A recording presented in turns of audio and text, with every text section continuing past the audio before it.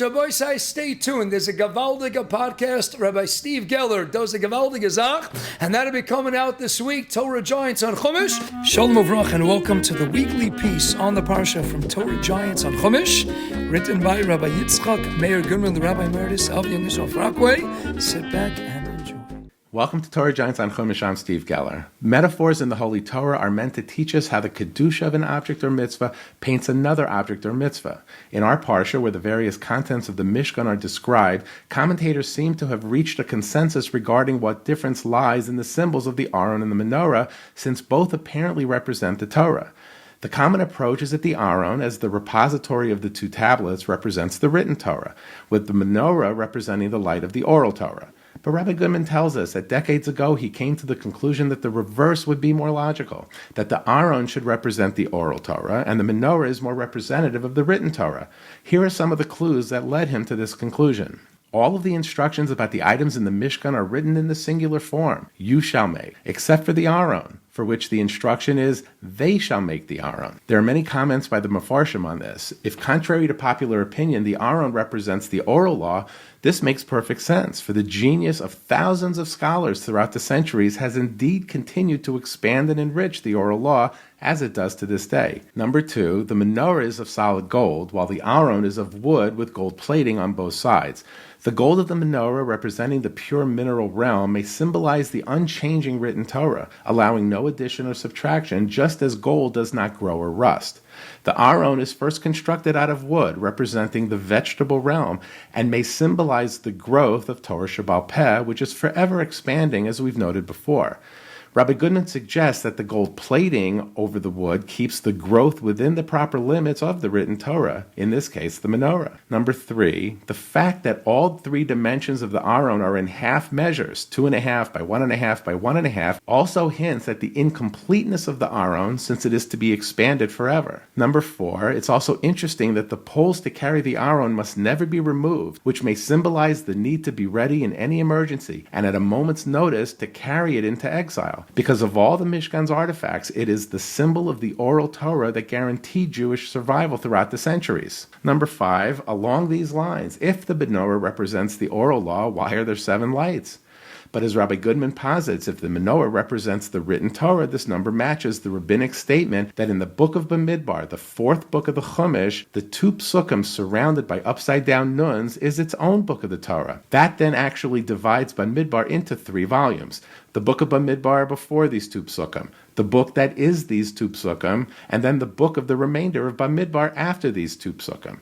This opinion means the Torah is actually the 7 books of Moshe. Chazal state that this is indicated in Sefer Mishlei, which speaks of the 7 pillars of wisdom, the Torah. It is equally clear that our uniqueness stems from the fact that we are the people of the Torah, as we recite in our evening prayer about the Torah and mitzvos, Ki heim chayenu va'arach yomenu, for they are our life and the length of our days. However, as Rabbi Goodman points out, our eternity does not come from the written Torah, but from the oral Torah.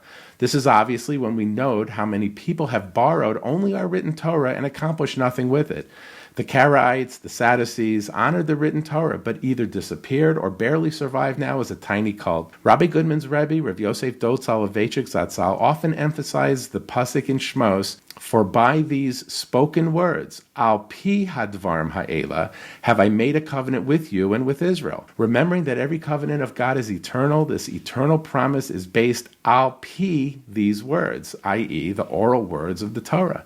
The eternity of Israel is guaranteed by the fact that they are carriers of the oral law. God could not destroy us, for then he would be destroying his own Torah. Rabbi Goodman then takes a closer look at the menorah and explains some of the unusual aspects of our common understanding. We all grew up learning that Moshe couldn't envision the design of the menorah and had to be shown that design by Hashem in an image of the menorah of fire. But Rabbi Goodman brings us some amazing clues the Torah gives us to explain exactly what was happening. Let's take a look. As the instructions for the menorah reach a conclusion, Hashem states in the final pasuk, and see and make according to their shape that you were shown on the mountain. Rashi comments that this tells us that Moshe had difficulty in making the menorah until God showed him the menorah of fire.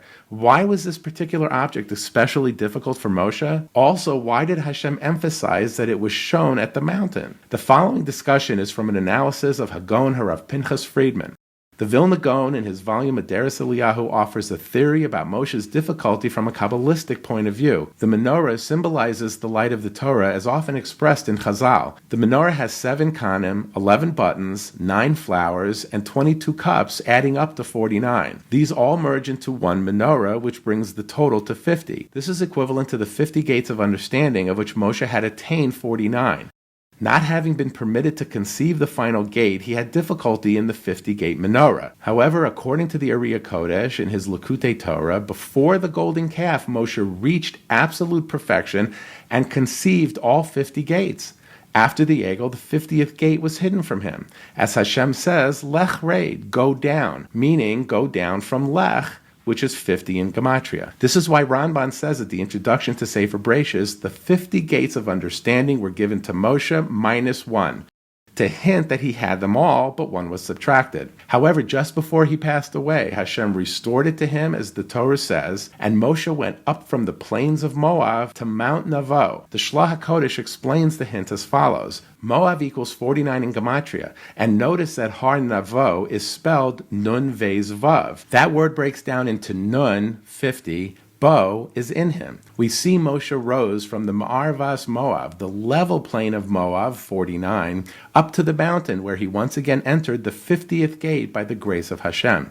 We now understand Hashem's instruction to him to make the menorah according to the shape that you were shown at the mountain, on Har Sinai, before the Egel, when you were on the 50th level and had that wisdom. However, after the Egel, with Moshe losing that 50th level of wisdom, ultimately Hashem had to show him the menorah in fire, the menorah equaling 50, with the image of the fire of the Torah. And speaking of showing people the fire of Torah, the easiest way we can accomplish this same thing is to like this video, subscribe to our YouTube channel, but most importantly, hit the share button, which copies the link to this video, allowing you to then paste it into emails, texts, WhatsApp groups, or your social media of choice.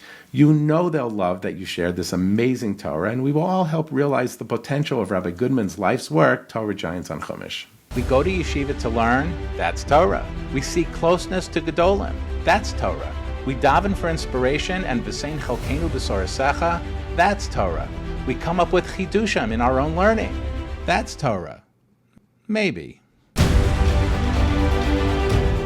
Share your chidushim. Send your original Torah pieces to torahmaybe@gmail.com or email that address for more information. Also visit www.youtube.com/@torahmaybe.